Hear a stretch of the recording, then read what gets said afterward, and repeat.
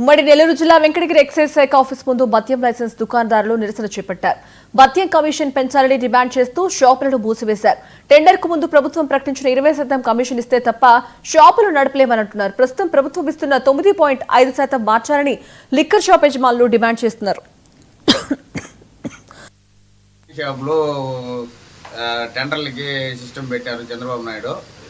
దాంట్లో మేము ఒక 20 షాపులకి టెండర్లు వేసాము. టెండర్లు వేస్తే ఒక షాపు తగిలింది. నాది తమ్మిరెడ్డి వైన్స్ కాశీపేటలో పెట్టినాము. గెజెట్లో మామూలుగా 20% ఇస్తారని చెప్పి ఆశతో వేసాము. తీరా 9% ఇచ్చారు. 9% ఇచ్చిన తర్వాత లైసెన్స్ ఫీజులు కూడా కట్టలేదని మొరబెట్టుకుంటే 14% చేశారు. ఇప్పుడు గెజెట్లో పర్మనెంట్ రూమ్కి ఎక్కడ చూపించలేదు గెజెట్లో కట్టమని. ఇప్పుడు ఎక్సైజ్ వాళ్ళు పర్మనెంట్ రూమ్ కట్టుకోమని చెప్పి ఒత్తిడి చేస్తున్నారు. మాకు లైసెన్స్ ఫీజే కట్టలేకపోతే మళ్ళీ దీన్ని వచ్చి పర్మనెంట్ రూమ్కి కట్టాలంటే మా వల్ల కాదు. ఇప్పటికే అప్పులు తెచ్చి కట్టి ఎంతో నష్టపోయాము. 40 లక్షలు నష్టపోయాము. 20 అప్లికేషన్లు వేసి.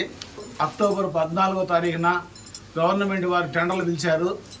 మేము టెండర్లు వేసాము. దాంట్లో తీరా టెండర్లు వచ్చిన తర్వాత ఇన్వాయిస్ చూసుకుంటే 9.5% ఇచ్చారు ఇన్వాయిస్లో. కానీ గెజిట్లో చెప్పింది మాత్రం 20% చెప్పుండారు. 4 నెలలు అందరూ లైసెన్సులు కొద్ది హడావుడి చేసి కొంచెం గవర్నమెంట్ రిక్వెస్ట్ చేసుకుంటే దానికి 14% చేశారు. ఈ రోజుకి 20% అనేది గవర్నమెంట్ ఇవ్వట్లే. కనీసం అక్కడ వ్యాపారం కానీ లైసెన్స్ ఫీజు కట్టడానికి కూడా ఆర్థికంగా అందరూ లైసెన్సులు చితికిపోయినారు. దానికి తగ్గట్టు మూలిగా లెక్క మీద తాటిగా పడ్డట్టు ఇప్పుడు పర్మనెంట్ రూములు అని చెప్పి 7.5 లక్షలు కట్టాలంటే కట్టలేరు.